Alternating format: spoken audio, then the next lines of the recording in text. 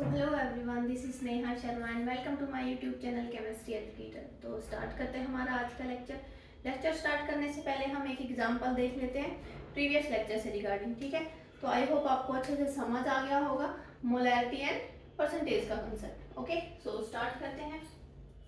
जैसे मैंने लिखा परसेंटेज W बाई V निकालना है ना। किसके लिए निकालना है? 1 मोलर ऑफ NaOH सॉल्यूशन। ठीक है, इसके लिए हम 1 मोलर हम परसेंटेज W बाई V कैसे निकालेंगे? 1 molar means 1 mole of NaOH in 1 litre. Clear? यहाँ पे सोल्यूट क्या है? Sodium hydroxide. तो इसके लिए मोलिकुलर वेट कितना आएगा? इसका वेट कितना है? 40 ग्राम। क्लियर? तो अब निकाल दो परसेंटेज W बाई V क्या आएगा? Wait of solute divided by volume of solution. Percentage के केस में हम वॉल्यूम किस में लेते हैं? ml में। तो 1 लीटर मीन्स 1000 ml। परसेंटेज के लिए मल्टीप्लाई बाई 100। सोल्व कर दो, क्या आया? 4% या 4 ग्राम पर ml। क्लियर? अच्छे से समझ आ गया? ठीक है, so today we will discuss the term mole fraction. तो आज हम मोल फ्रैक्शन के बारे में पढ़ेंगे। किसके बारे में पढ़ेंगे? Mole fraction. Mole fraction. Mole fraction को रिप्रेजेंट किससे करते हैं? काई से, है ना। किससे करते हैं? काई से रिप्रेजेंट करते हैं। क्लियर? जैसे मैं बोल देती हूँ कोई ए कंपाउंड है, कोई बी कंपाउंड है ना। इन दोनों का जो कंट्रीब्यूशन होगा, जैसे ए का इंडिविजुअल कितना है? 20 रुपीज है मान लो, है ना। इसका मान लो 80 रुपीज है। दोनों का कंट्रीब्यूशन कितना होगा? 100 रुपीज, है ना। अगर मैं फ्रैक्शन में बात करूं तो इनका इंडिविजुअल कितना होगा? ए के लिए कितना होगा? 20 डिवाइडेड बाई टोटल। क्लियर? और इसके लिए कितना होगा? 80 डिवाइडेड बाई 100, 1/5। यहां से भी डायरेक्ट हम बी का निकाल देते हैं तो क्या आएगा? 4/5। क्लियर? जैसे एक एग्जांपल और लिया हमने, ए बी और सी। इसके लिए कंट्रीब्यूशन कितना है इनका? ए कितना कंट्रीब्यूट करता है? 2, बी 3 एंड सी 5। तो इनका टोटल कितना हो गया? 10। फ्रैक्शन में लिखेंगे तो कैसे लिखेंगे हम? इनका फ्रैक्शन निकालोगे तो क्या करोगे? इसके लिए क्या लिखोगे? 2 बाई टोटल कितना है? 10। इसके लिए 3 बाई 10 और इसके लिए 5 by 10। Sum of the fraction, उसकी वैल्यू कितनी आती है? ऑलवेज 1, है ना। Sum of fraction, sum of fraction, fraction की वैल्यू कितनी आती है? हमेशा 1। ठीक है, चलो। तो जैसे मैं एक एग्जांपल और लिया मैंने,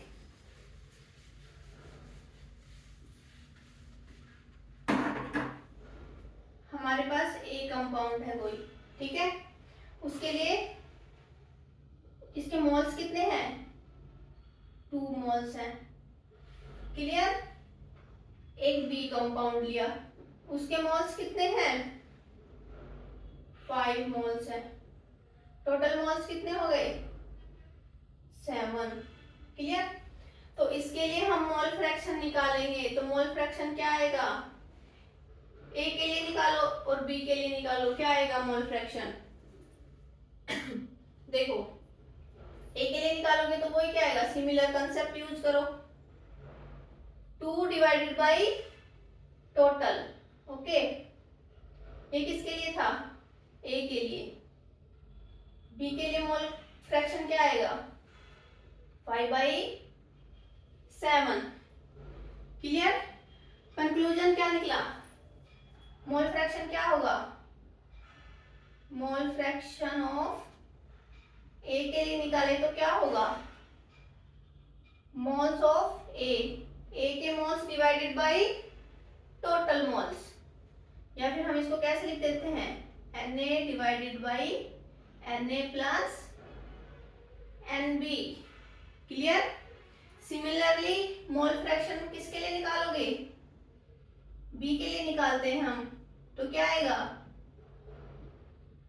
Nb divided by N total और Nb divided by Na plus Nb। Clear. ठीक है, तो मैं आपको एक एग्जांपल देती हूँ, वो आप सोल्व करो, फिर मैं सोल्व करवाती हूँ। ठीक है, जैसे मैंने कोई एग्जांपल लिया, P Q and R। P के लिए कितने मोल्स हैं, 2, Q के लिए 3 एंड R के लिए 2। तो इनके मोल फ्रैक्शन निकालो, इंडिविजुअल के मोल फ्रैक्शन निकालो।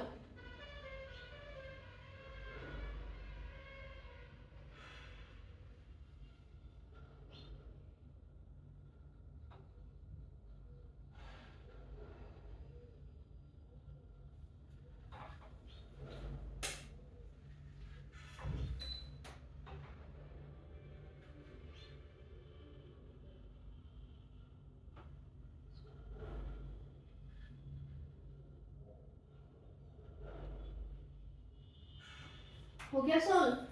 देखो P के लिए मोल फ्रैक्शन क्या होगा, इनका टोटल कितना आया था, 7। ठीक है, P के लिए कितना आएगा, 2/7। Q के लिए क्या आएगा, 3/7 और R के लिए क्या आएगा, 2/7। इन सब का सम करके देखो, P plus Q plus R, इनका सम करोगे तो क्या आएगा, 1, है ना। Sum of all mole fractions will be 1। Sum of all the mole fraction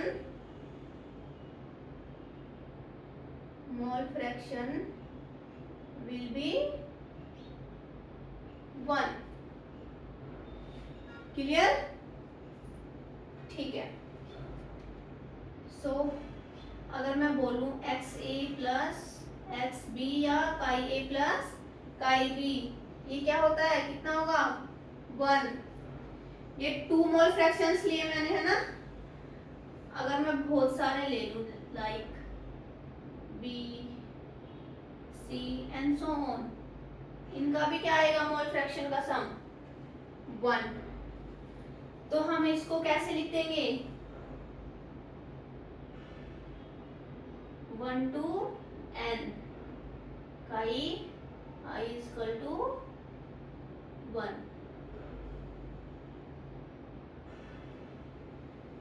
ठीक है, और ये हमें क्या रिप्रेजेंट करता है, रिप्रेजेंट द सम, ये सम को रिप्रेजेंट करता है। क्लियर। ठीक है, जैसे फॉर एग्जांपल ये सोल्व करने का ट्राई करो। ठीक है,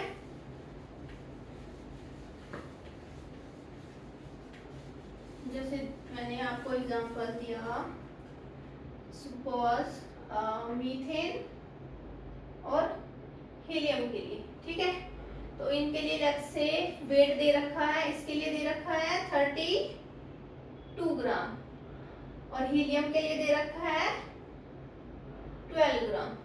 तो इन दोनों का इंडिविजुअल क्या निकालोगे तुम? मोल फ्रैक्शन निकालो। इसके लिए निकालो मोल फ्रैक्शन।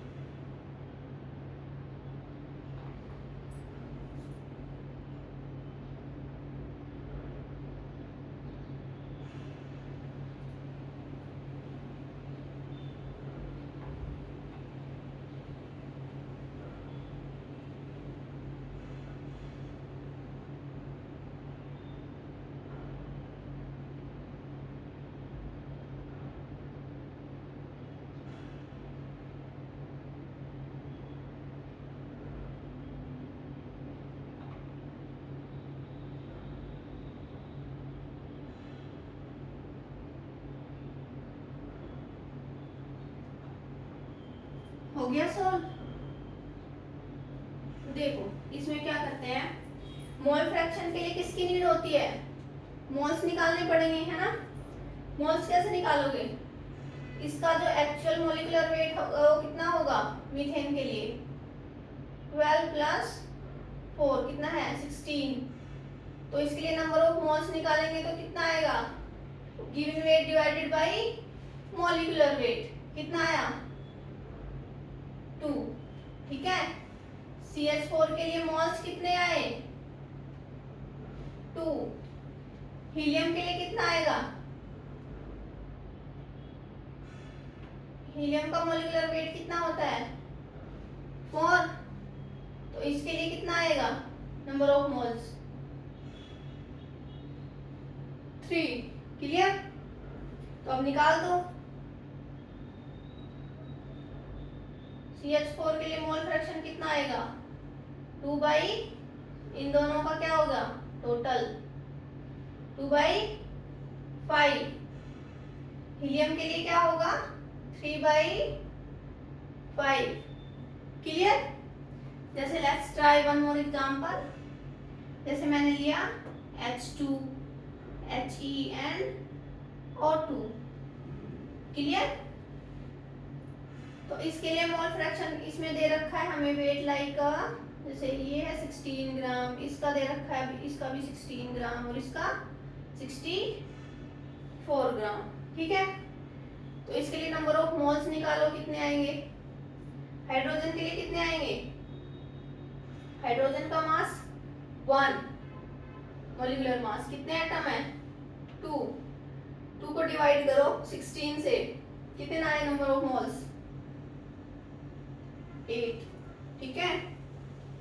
हीलियम के लिए 4 से मल्टीप्लाई करो 16 को, 4। एंड ऑक्सीजन के लिए कितना आया? ऑक्सीजन का मॉलिक्यूलर वेट कितना होता है? 16। 16 इंटू 2 32। 32 को डिवाइड करो 64 से, कितना आया? 2। तो अब सिंपली निकाल दो मोल फ्रैक्शन ऑफ H2, क्या आएगा? इनका टोटल बताओ कितना होता है, कितना होगा? 14। ठीक है। तो मोल फ्रैक्शन H2 के लिए निकालो तो क्या आएगा? 8 डिवाइडेड बाई 14, या हम क्या लिख देंगे? 4 डिवाइडेड बाई 7। क्लियर? ऐसे ही हम हीलियम के लिए निकालेंगे तो क्या आएगा? 4 डिवाइडेड बाई 14 या 2 डिवाइडेड बाई 7। ऐसे ही ऑक्सीजन के लिए निकालो, 2 by 14 means 1 by 7। Clear? Okay. ठीक है। तो एक एग्जांपल मैं आपको देती हूँ, अब आप सोल्व करना। ठीक है।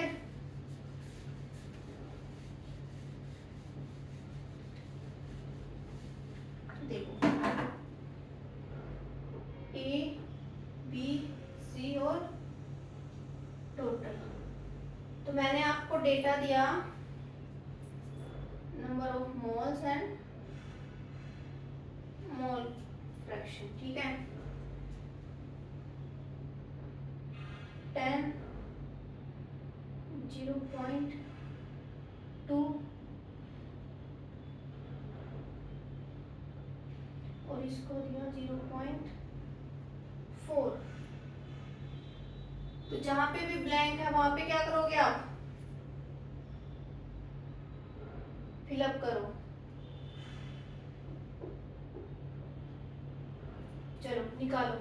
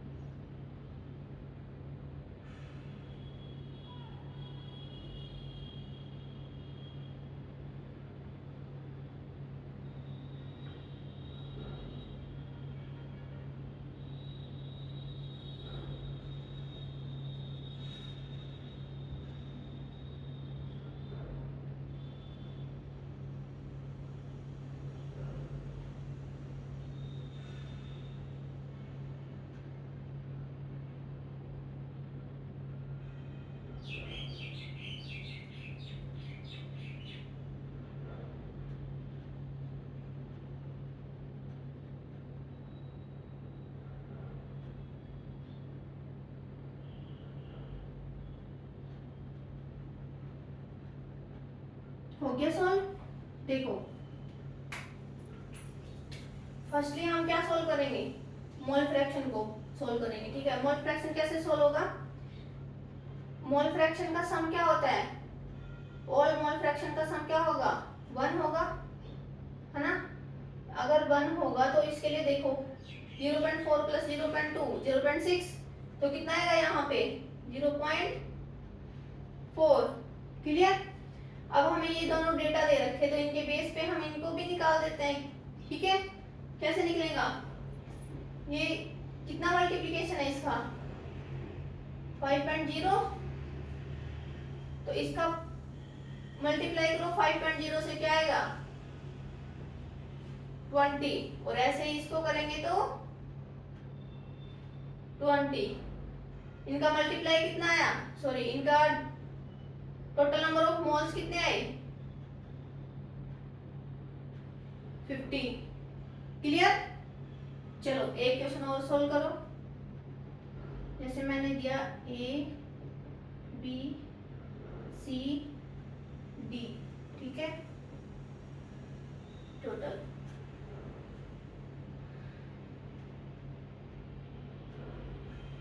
इसके लिए इसका निकालना है।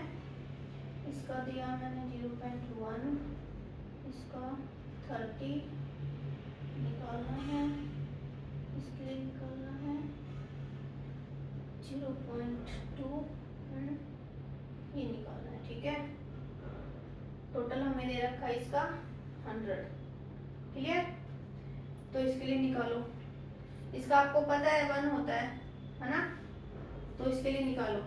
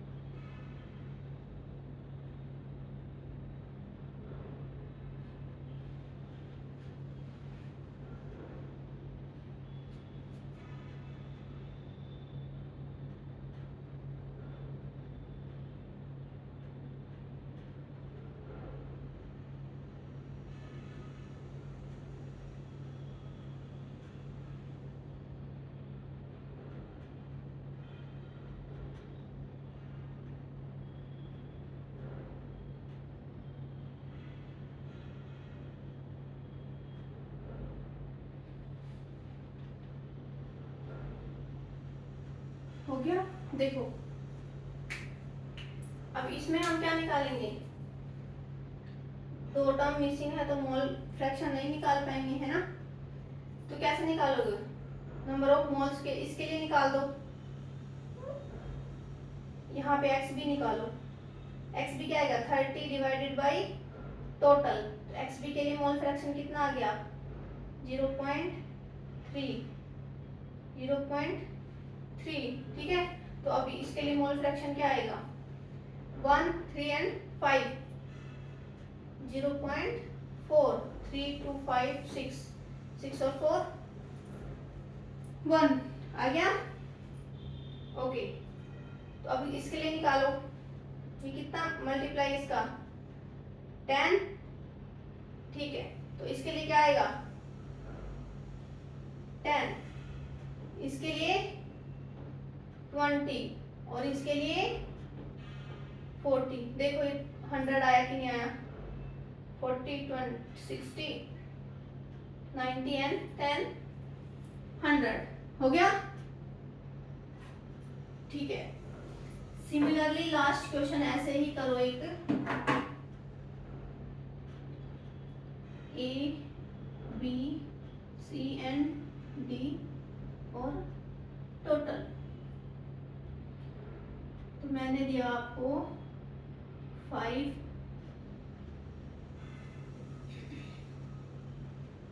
ये निकालना है, इसका जैसे मैंने 20 दे दिया, 0.1, 0.2, 0.4, इसको निकालना है। निकालो इसका क्या आएगा, निकालो।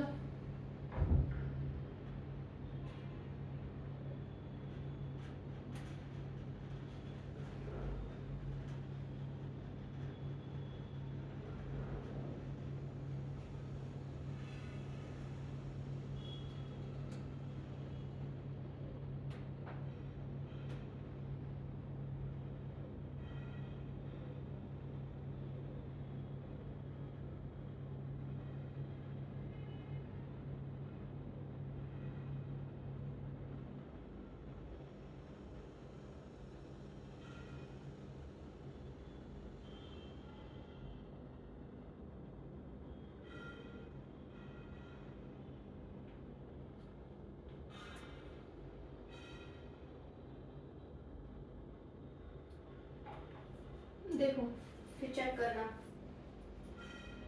0.1, 2 एंड 4 कितना आया 0.7। तो यहाँ क्या आएगा 0.3, क्लियर। ओके अब देखो ये हमें दोनों डाटा दे रखे हैं, इनके बेस पे हम नेक्स्ट डाटा फिलअप कर देंगे। इसका 5 टाइम्स, तो इसका 5 टाइम्स कितना होगा 10 और इसका 5 टाइम्स कितना होगा 15। तो टोटल कितना आया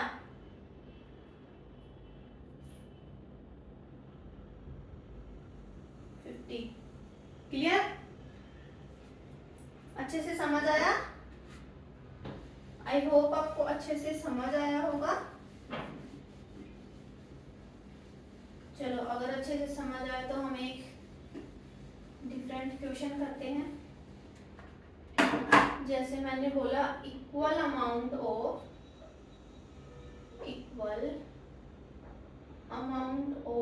CH4 and O2 are present in container, ठीक है, प्रेजेंट इन अ कंटेनर। तो इसके लिए हमें फाइंड करना है, find mole fraction of each, ठीक है। तो इसके लिए कैसे करेंगे हम, इक्वल अमाउंट मीन्स मास क्या होगा इक्वल, ठीक है। क्या दे रखा है हमें 64 CH4 एंड O2, तो इसके लिए वेट क्या दे रखा है हमें, इक्वल, है ना। तो मान लो हम इन दोनों के लिए क्या मान लेते हैं, वेट x, क्लियर। और इन दोनों के लिए मोलिकुलर वेट क्या होगा, CH4 का मोलिकुलर वेट कितना होता है 16 और ऑक्सीजन के लिए 32। तो अगर इनके लिए मोल्स निकालें हम तो क्या आएगा x बाई 16 और इसके लिए क्या होगा x बाई 32, क्लियर। तो इनका टोटल कितना हुआ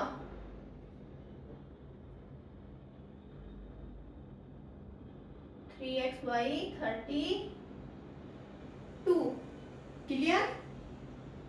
ओके, तो अब इनके लिए मोल फ्रैक्शन क्या होगा, CH4 के लिए मोल फ्रैक्शन क्या होगा x by 16 divided by 3x by 32, कितना आया 2/3। ऐसे ही मोल फ्रैक्शन हम किसके निकालेंगे, O2 के लिए निकालेंगे। तो क्या आएगा x by 32 divided by 3x by 32, कितना आया 1/3, क्लियर। इन अदर वे, दूसरे तरीके से अगर हम देखें, देखो अगर हम दूसरे तरीके से देखें, हम यहाँ वेट x ना मान के क्या माने 100, CH4 और O2, इसके लिए वेट अगर हम x ना मान के क्या माने 100 माने, है ना। तो बस वही सेम कंसेप्ट 16 और इसके लिए कितना था 32, यहाँ पे इसके लिए मोल्स कितना आ गया 16 और इसके लिए 32, और यहाँ CH4 के लिए मोल फ्रैक्शन निकाले तो क्या आएगा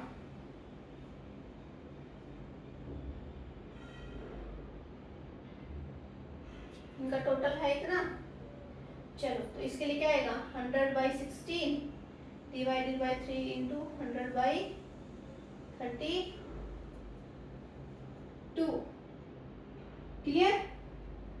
तो क्या आएगा इसके लिए भी क्या आएगा 2/3। ऐसे ही O2 के लिए निकालेंगे तो क्या आएगा 100/32 divided by 3 into 100/32, 1/3, clear. But देखो सिंपल वे में अगर मैं बोलूं, है ना, अगर थोड़ा सा क्वेश्चन कॉम्प्लिकेट दे दिया तो फिर सॉल्व करने में, कैलकुलेशन करने में प्रॉब्लम आएगी ना। देखो अगर सिंपल वे में मैं देखूं तो क्या करोगे तुम, CH4 O2 वेट हमें क्या दे रखा है इक्वल अमाउंट, मतलब बराबर वेट लेना है, ठीक है। तो इनका मोलिकुलर वेट क्या होगा, देखो इसका कितना था 16, इसका कितना था 32, तो इनके मोलिकुलर वेट का क्या लोगे तुम एलसीएम, ठीक है। इनका एलसीएम लिया तो कितना आया 32, यही एलसीएम क्या मानोगे तुम वेट, तो डिवाइड करने में क्या होगा इजी रहेगा, है ना। तब इसके लिए अगर हम मोल्स निकाले तो क्या आएगा 2 और इसके लिए निकाले तो क्या आएगा 1, टोटल कितना हुआ 3। तो अब निकाल दो CH4 के लिए मोल फ्रैक्शन कितना होगा 2/3 एंड ऑक्सीजन के लिए मोल फ्रैक्शन कितना होगा 1/3, क्लियर। ओके, चलो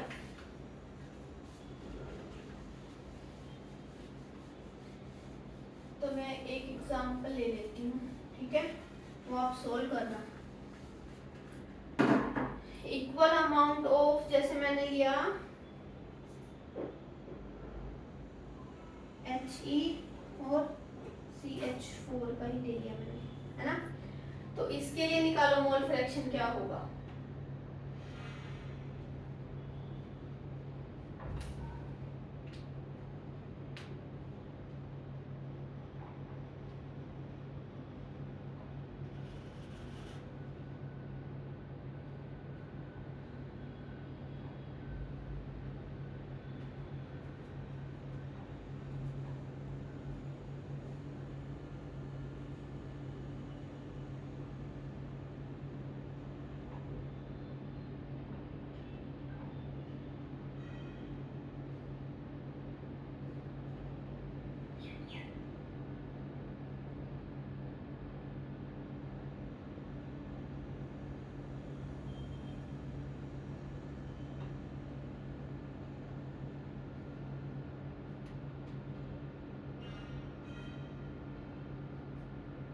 देखो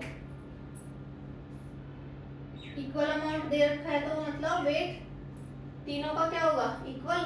तो इनका मॉलिक्यूलर वेट निकालो, क्या आएगा 2 4 16। तो इन तीनों का एलसीएम लिया हमने तो क्या आया 16, और यही 16 क्या लोगे वेट। क्लियर। अब नंबर ऑफ मोल्स निकालो, इसके लिए कितना आया 8 4 और 1। Clear. Total number of moles कितने हैं 13। तो अब मोल फ्रैक्शन निकाल दो। इसके लिए मोल फ्रैक्शन क्या होगा 8/13। हीलियम के लिए 4/13 और CH4 के लिए 1/13।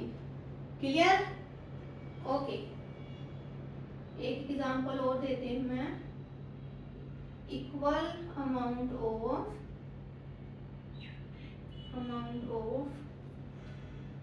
H2 He CH4 O2 SO2, इसके लिए निकालो।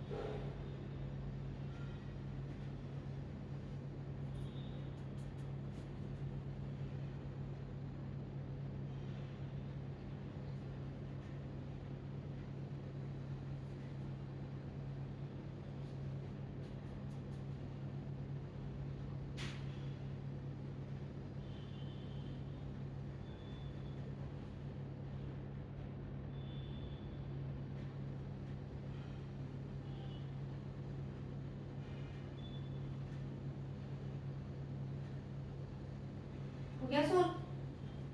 देखो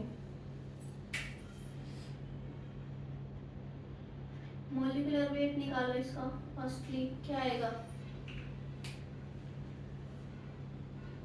2, इसका 4, CH4 का 16, ऑक्सीजन 32 एंड SO2 का 32 64। क्लियर। एलसीएम लेंगे, कितना आया 64, तो वेट कितना आएगा 64 64। तो नंबर ऑफ मोल्स निकालो, क्या आएगा 32। इसके लिए 16 4 2 एंड 1। तो टोटल नंबर ऑफ मोल्स कितने आए 6 2 8 55। क्लियर। इतने ही आएंगे ना 6 2 8 10 4। हाँ ठीक है। तो मोल फ्रैक्शन निकाल दो इंडिविजुअल के लिए।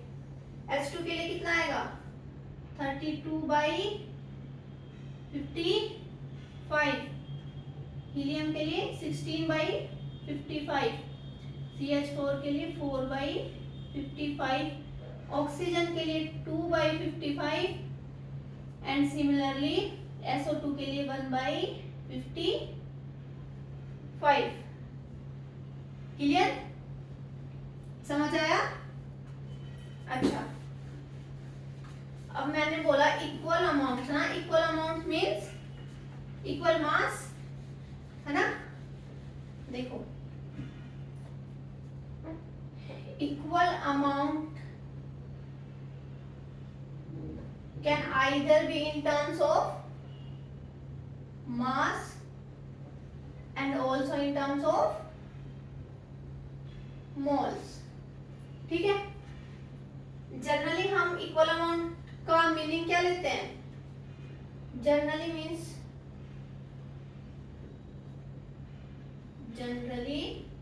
मीन्स क्या लेते हैं हम, मास, क्लियर, ठीक है। अगर नंबर ऑफ मोल्स इक्वल हो तो, if the number of moles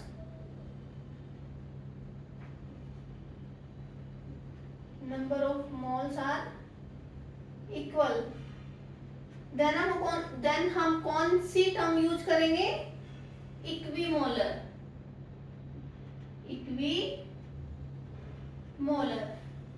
clear. चलो जैसे for example A B and C, ठीक है,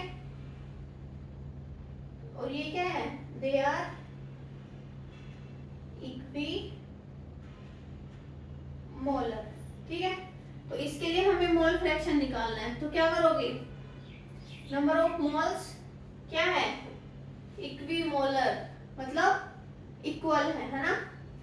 तो हम क्या करेंगे, x सपोज करो कि हमने x ले लिया, है ना, टोटल कितने हुए 3x, तो डायरेक्टली निकालेंगे तो क्या आएगा, a के लिए नंबर मोल फ्रैक्शन क्या आएगा, x/3x 1/3, इसके लिए भी यही आएगा और c के लिए भी 1/3। तो इसके लिए हम x ना मान के हम डायरेक्ट क्या मान लेंगे, हम 1 1 एंड 1 मान लो, है ना। तो अब देखो, तो डायरेक्टली मोल फ्रैक्शन क्या आ गया,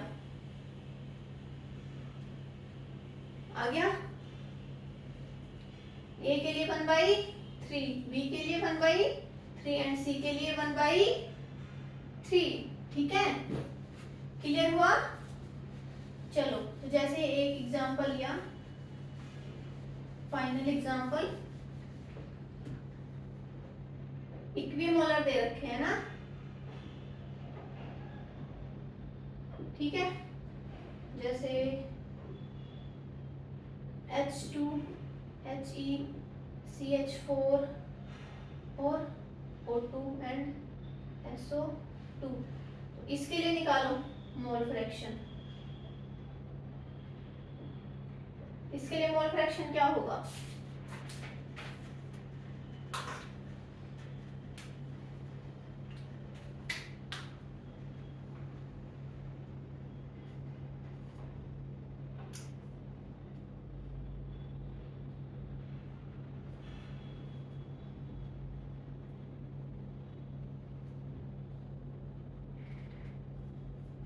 सिंपली क्या मान लोगे, इसके लिए इक्विमोलर है तो सबके लिए मोल्स क्या हो गए, 1 1 एंड 1, टोटल क्या हुए 5, तो सबके लिए क्या हो गया मोल फ्रैक्शन 1/5, ठीक है। ईच का कंट्रीब्यूशन क्या हो गया 1/5, क्लियर। आई होप आपको अच्छे से समझ आ गया होगा मोल फ्रैक्शन का, है ना, मोल फ्रैक्शन, मोलैरिटी, परसेंटेज अच्छे से समझ आ गए, ठीक है। So now the next term we will going to discuss strength.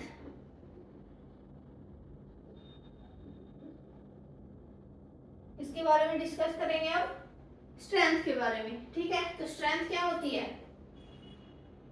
Strength weight of solute divided by volume of solution, clear. और यहाँ पे वेट, यहाँ पे इसकी यूनिट क्या आएगी, ग्राम, एंड वॉल्यूम की यूनिट क्या आएगी, इन लीटर। तो स्ट्रेंथ की यूनिट क्या हो गई, ग्राम पर litre. Clear? Okay, so let's try an example like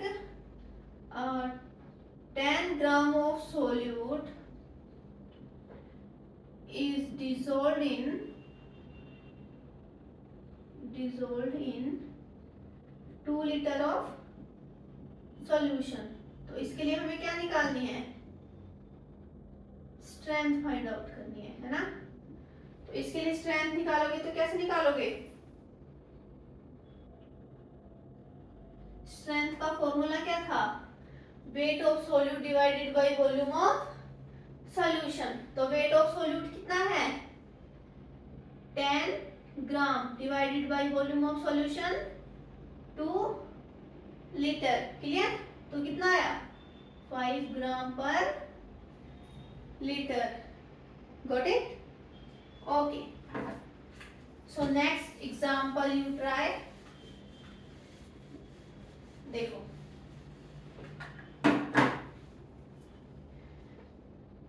let's you have 20% W by V aqueous NaOH solution। ठीक है, ये गिवन है। तो क्या फाइंड आउट करना आपको,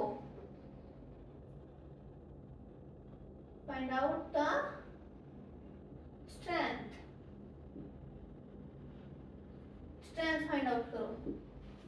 चलो सॉल्व करो इसको।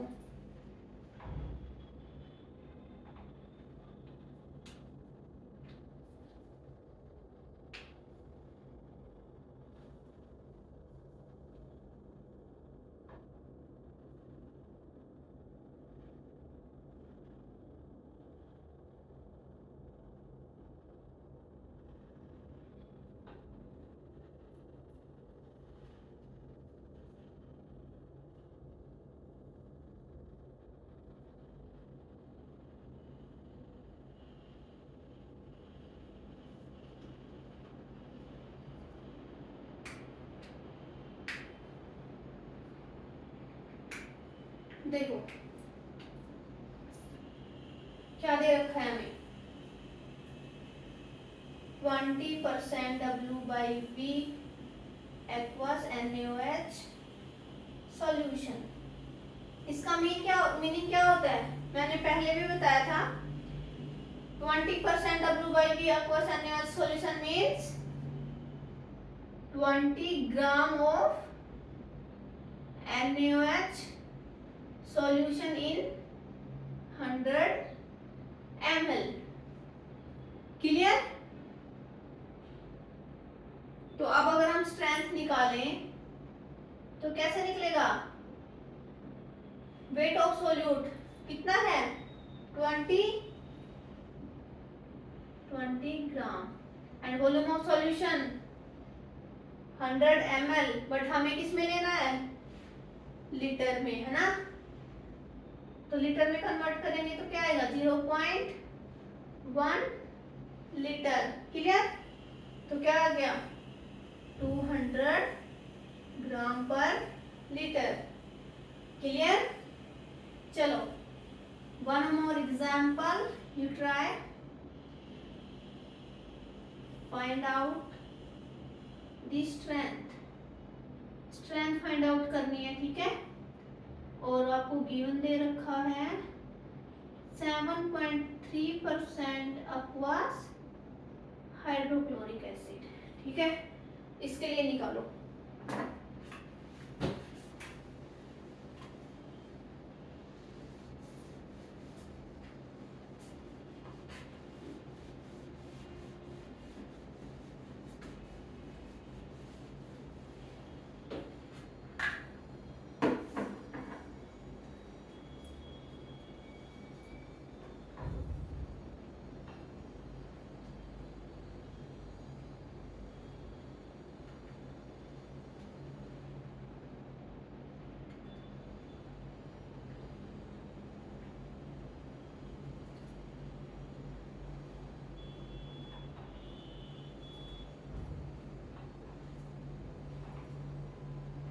देखो इसका भी क्या आएगा 7.3% एक्वस HCl है।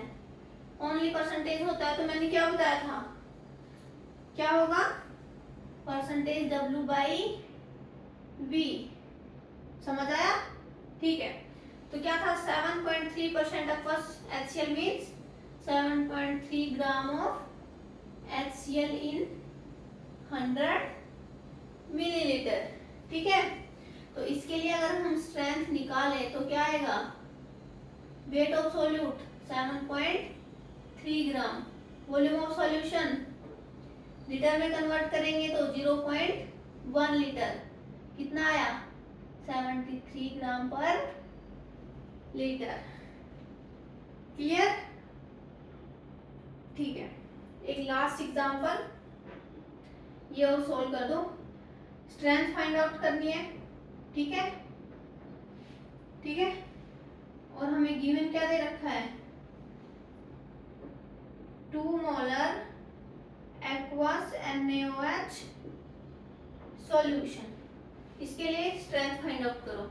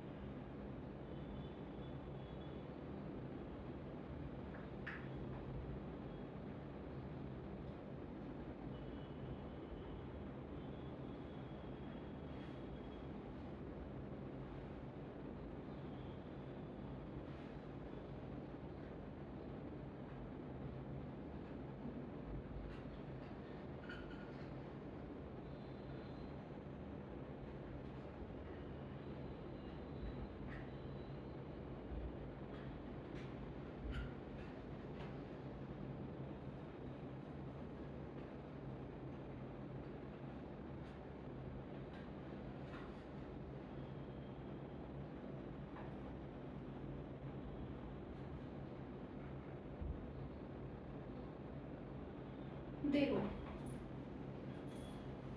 इसमें हम क्या करेंगे, हमें क्या दे रखा है 2 molar, 2 molar means 2 moles of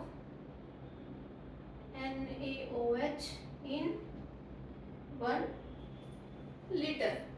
clear? हमें क्या निकालना है, वेट ऑफ सोल्यूट। तो इसके लिए NaOH का मोलिकुलर वेट क्या होगा 40 ग्राम, एंड हमें दे क्या रखा है 2 मोल्स का दे रखा है ना, 2 मोल्स का निकालेंगे तो क्या आएगा 2 × 40 80 ग्राम। तो ये क्या आ गया वेट ऑफ सोल्यूट। क्लियर? तो अब स्ट्रेंथ निकाल दो। स्ट्रेंथ सिंपली कैसे निकल जाएगा, wait of solute 80 gram divided by volume of solution 1 litre. Clear? क्या आया 80 ग्राम पर लीटर। क्लियर? समझ आ गया? ठीक है, अब अगर मैं बोलूं कि मोलैरिटी एंड स्ट्रेंथ में हमें रिलेशन फाइंड आउट करना है ना, relationship between molarity and strength कैसे निकालोगे, उसमें रिलेशन क्या क्या होगा, देखो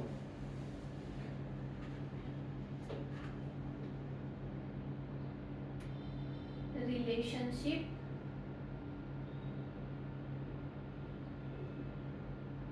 बिटवीन